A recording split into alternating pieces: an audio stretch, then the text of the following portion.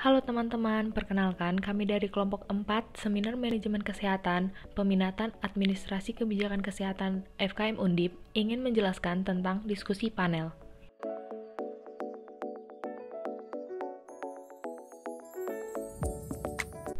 Pada bagian pertama, tentunya kita harus mengerti apa yang dimaksud dengan diskusi panel.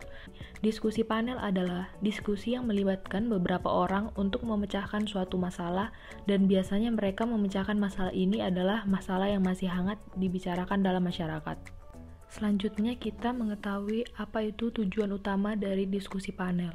Yang pertama yaitu untuk menyampaikan informasi atau pendapat-pendapat yang berbeda-beda. Para anggota suatu panel membuat persiapan-persiapan terlebih dahulu.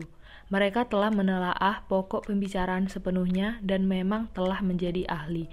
Yang kedua, ada ingin memberi stimulus untuk para pendengar akan adanya suatu persoalan yang perlu dipecahkan.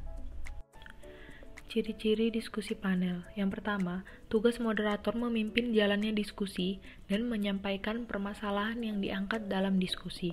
Moderator yang handal juga akan bisa menjadi penengah yang baik ketika terjadi perbedaan pendapat dalam diskusi. Yang kedua, dilakukan oleh 3-6 orang panelis. Panelis bertugas untuk membahas suatu topik yang akan menjadi perhatian umum dan dilaksanakan di hadapan khalayak penonton atau pendengar. Yang ketiga, penonton atau pendengar akan menyampaikan berbagai pertanyaan dan tanggapan dari pembicaraan panelis. Yang keempat, dilaksanakan secara umum.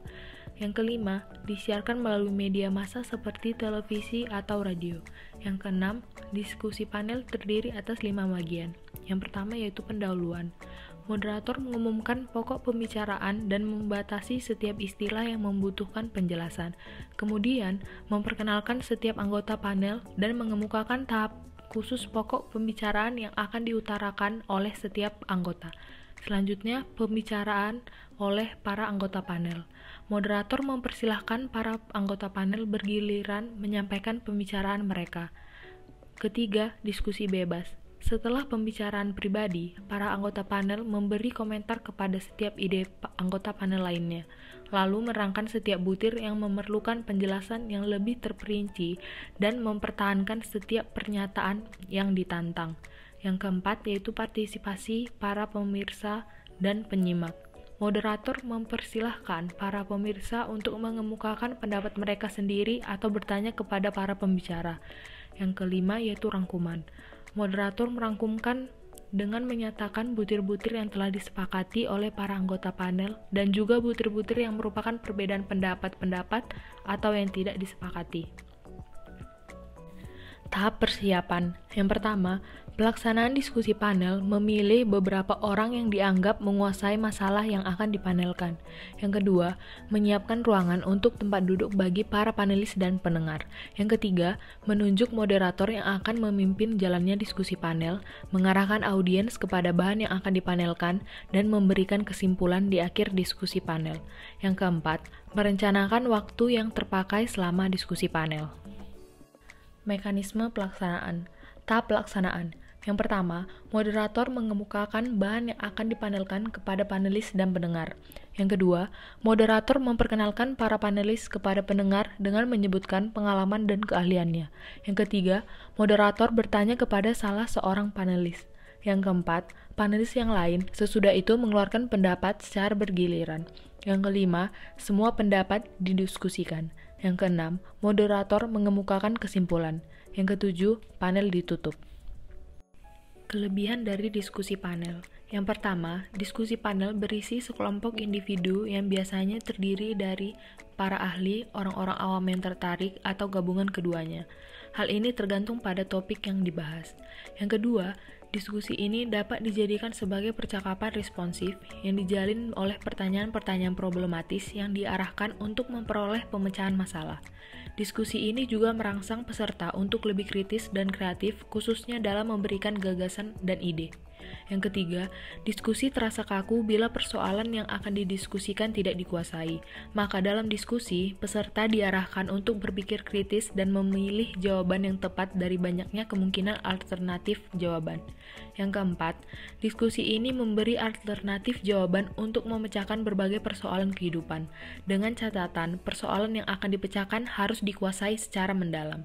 Yang kelima, diskusi ini memunculkan berbagai pendapat yang belum tentu sejalan maknanya, maka dapat dijadikan sebagai pembelajaran untuk menghargai orang lain dan memberikan kesempatan kepada orang lain untuk menyampaikan gagasannya. Kekurangan dari diskusi panel. Yang pertama yaitu perencanaan mengenai pemilihan panelis yang sesuai dan pengorganisasian diskusi panel memerlukan waktu dan sumber daya yang banyak.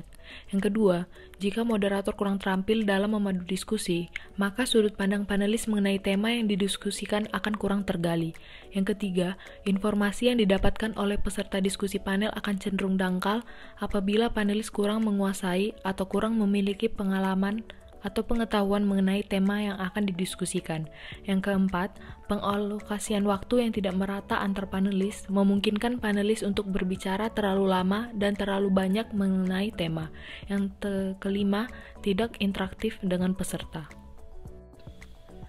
Ada beberapa hal penting yang perlu diperhatikan ketika kita hendak melaksanakan metode diskusi panel, antara lain yaitu persiapan pelaksanaan diskusi panel.